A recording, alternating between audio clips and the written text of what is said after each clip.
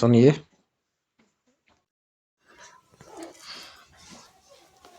Chapter 12 महासागर ये जल 1 से 24 तक बताए थे। आज से 25 से शुरू करना है। आज पार्ट 2 शुरू होते हैं।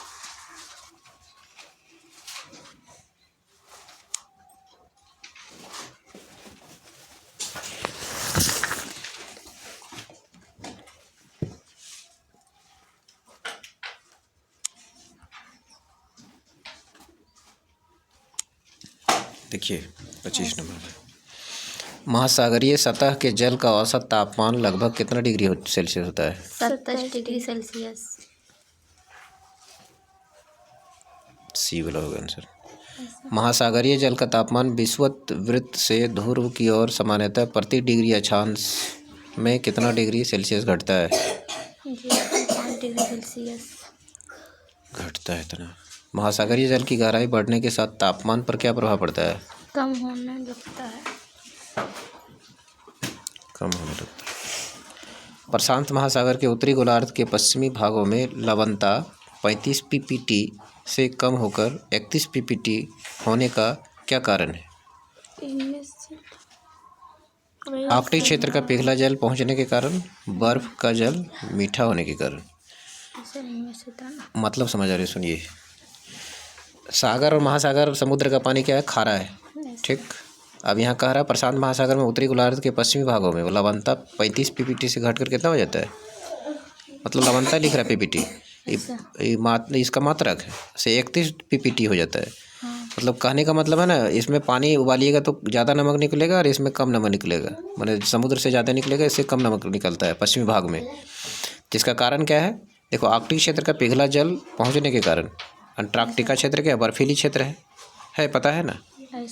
हाँ। बर्फीली क्षेत्र है तो बर्फ़ का पानी क्या होता है? खारा होता है क्या? नहीं होता है, खारा नहीं होता है। और एक चीज़ और देखो, बर्फ़ का जल मीठा होने के कारण, दोनों कारण है इसका, जिसके कारण क्या होता है? नमक की मात्रा इसकी घट जाती है ना? इनमें से दोनों हो।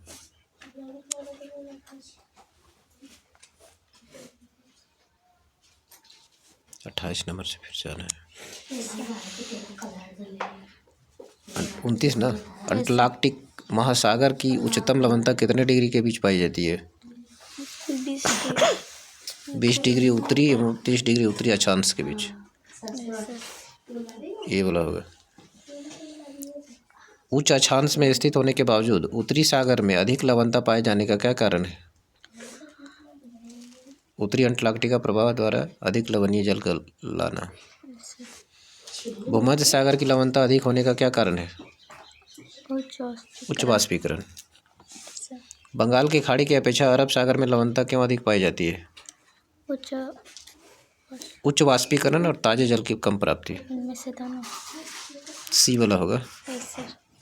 ये वाला और ये वाला। 33 नंबर में होगा। स्थल भाग की ओर से महासागरीय उच्चावच में मिलने वाले स्वरूप को क्रमबद्ध करें।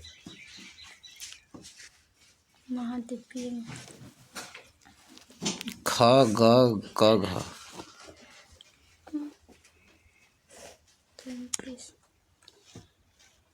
बी वाला होगा। ये वाला। भारत की सबसे अधिक लवणता वाली झील कौन सी है? सांभर। क्या बोल? सांभर से। हाँ,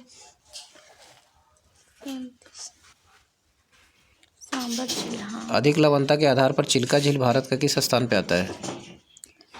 दूसरा स्थान। पहला सांभर, दूसरा चिल्का। चिल्का झील उड़ीसा में। बाल्टिक सागर की लवणता कम होती है क्योंकि इसमें बहुत अधिक मात्रा में नदियों का पानी प्रवेश करता है। 36 हो गई कंप्लीट।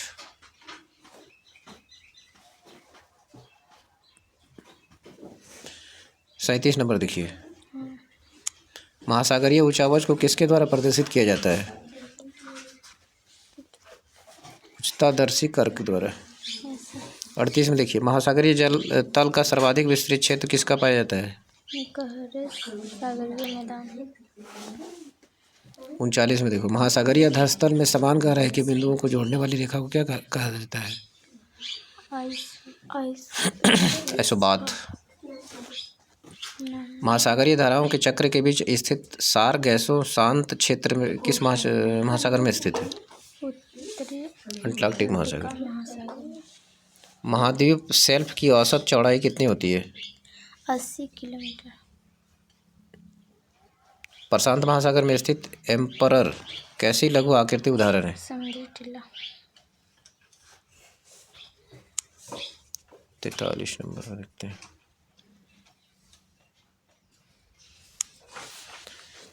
43 में है, इनमें से कौन महासागरीय उचावच की लघु आकृति नहीं है?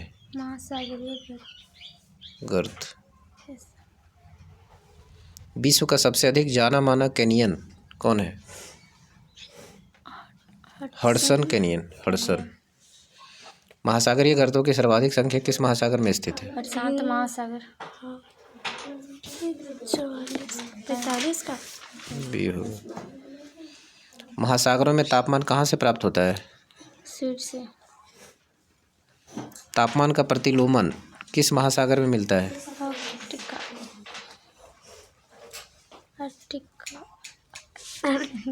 आर्कटिक। इनमें से किस समुद्र में लवणता सर्वाधिक होती है? लाल सागर।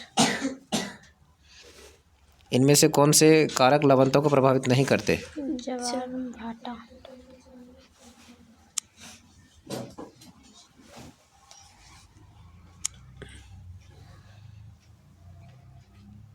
सागरीय जल की औसत लवणता कितना पीपीटी होता है? 35। लाल सागर में अधिक लवणता का क्या कारण है? चारों तरफ स्थल में घिरा हुआ है।